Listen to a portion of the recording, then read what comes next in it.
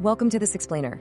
Today, we're diving into something that's, well, honestly, it's incredibly common and deeply painful, yet so misunderstood by most people. We're talking about the profound difference between genuine affection and hidden control. It's the super subtle dynamic that can literally distort your entire reality before you even know what hit you. So we're going to decode the mechanics of emotional manipulation.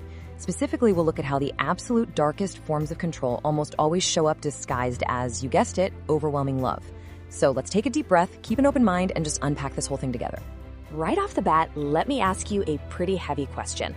Have you ever noticed a deeply confusing disconnect in a relationship? Like, have you ever found yourself in a spot where the person who seems to just shower you with the most intense affection is actually the exact same person making you feel completely trapped? It's a paradox, right? And it leaves so many people feeling totally lost. You kind of step back and think, wait, how can someone who claims to care for me this deeply also make me feel so incredibly restricted? That right there is the critical question, and it's basically the foundation of everything we're exploring today.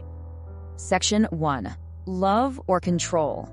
Here is where the core deception lies, and it's brilliant but totally devastating.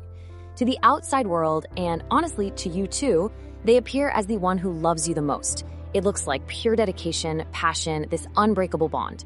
But hidden right under that surface is the harsh reality.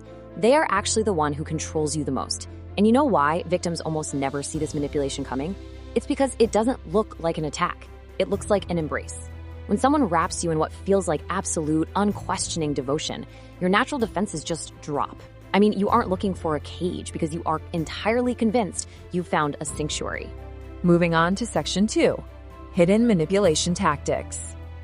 Now, this type of manipulation takes a very specific, calculated emotional toll on a person. First off, you might find yourself feeling guilty for your own feelings. A manipulator will twist a situation so much that your totally natural, valid emotional reactions suddenly become this crime that you feel like you have to apologize for. It's wild. Then there's that feeling of literally going crazy just for asking questions. Whenever you sense something is off and you just want some clarity, the manipulator flips the script. They'll make you feel completely irrational or even paranoid for even bringing it up. And finally, and this is probably the most insidious tactic of all, making you feel thankful for things that are actually just your basic rights. They'll withhold basic respect, decency, just normal freedom, and then occasionally hand it back to you like it's this magnificent gift. It forces you into this constant state of unearned gratitude. All right, Section 3, the manipulator's dialogues. Think about it. A manipulator is never, ever going to walk up to you and say, hey, I control you. Obviously, right? Because if they did, the spell would break instantly and you'd run for the hills. Instead, they use the ultimate disguise. They look at you and say, I love you so much.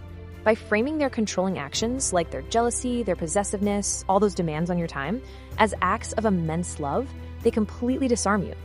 They set it up so that if you reject their control, you're automatically framed as rejecting their love. It's a really brilliant but totally devastating trap. And the dialogue certainly doesn't stop at just declarations of love.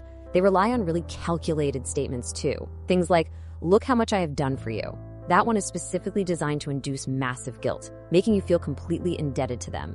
And then comes the crushing blow. You are nothing without me. This phrase isn't an accident. It's used to systematically dismantle your self-esteem and your independence. Listen, these aren't just angry words thrown out in the heat of a normal argument. No, they are calculated tools. They're specifically designed to break down your defenses and force a very vulnerable reaction out of you. So what is that reaction they're looking for? Well, the source material draws a really stark, honestly chilling contrast here.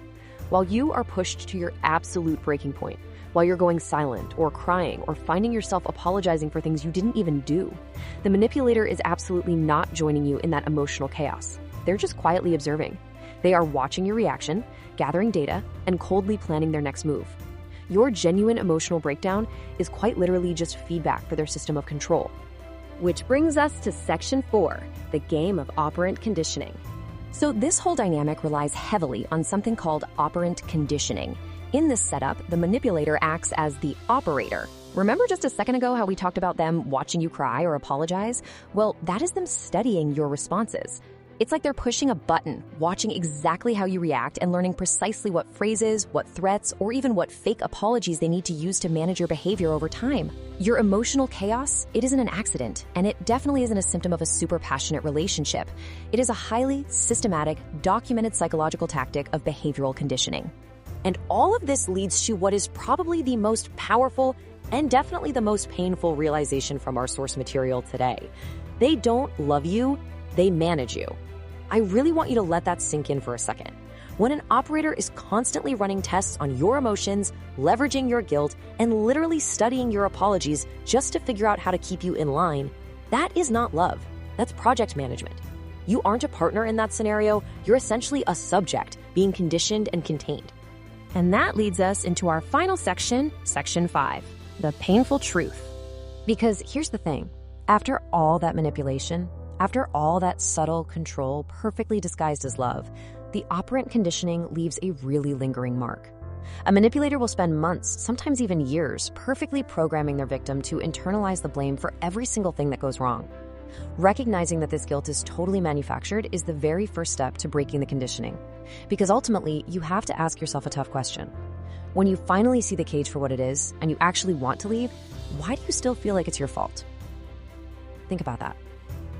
Thanks for joining me for this explainer.